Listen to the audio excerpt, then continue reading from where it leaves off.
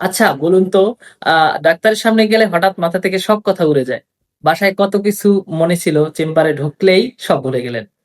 আমি একজন নার্স হিসেবে প্রতিদিন এটা দেখি। আর বিশ্বাস করুন, এটা আপনার একা সমস্যা না।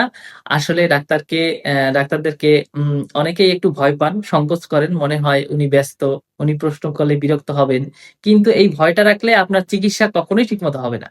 তাই আজকে আমি আপনার এই ৩টা ছোট্ট কথা বলবো। প্রথমত, বাসা থেকে বের হওয়ার আগে একটা কাগজে লিখে নিন কোথায় ব্যথা, কতদিন ধরে, আর কি, কি সমস্যা হচ্ছে ডাক্তারের সামনে শুধু সেই কাগজটা দেখুন। দ্বিতীয়ত, ডাক্তার যদি কিছু বলেন আর বুঝতে না পারেন, লজ্জা না করে বলুন, স্যার একটু সহজ করে বলবেন। এটা বলা দোষের কিছু না। তৃতীয়ত, ওষুধ লেখার পরে জিজ্ঞেস করুন এটা কতদিন খাবো আর কোনো পার্শ্ব প্রতিক্রিয়া আছে। এই দুটো প্রশ্ন সবসময় করবেন। আর যদি দেখেন সমস্যা বাড়ছে, পুরনো ওষুধে কাজ হচ্ছে না বা নতুন কোনো লক্ষণ দেখা দিচ্ছে, দেরি না করে আবার ডাক্তার দেখান। মনে রাখবেন, ডাক্তার আপনার শত্রু না, উনি আপনাকে সুস্থ করতেই আছেন। একটু সাহস করে কথা বলুন।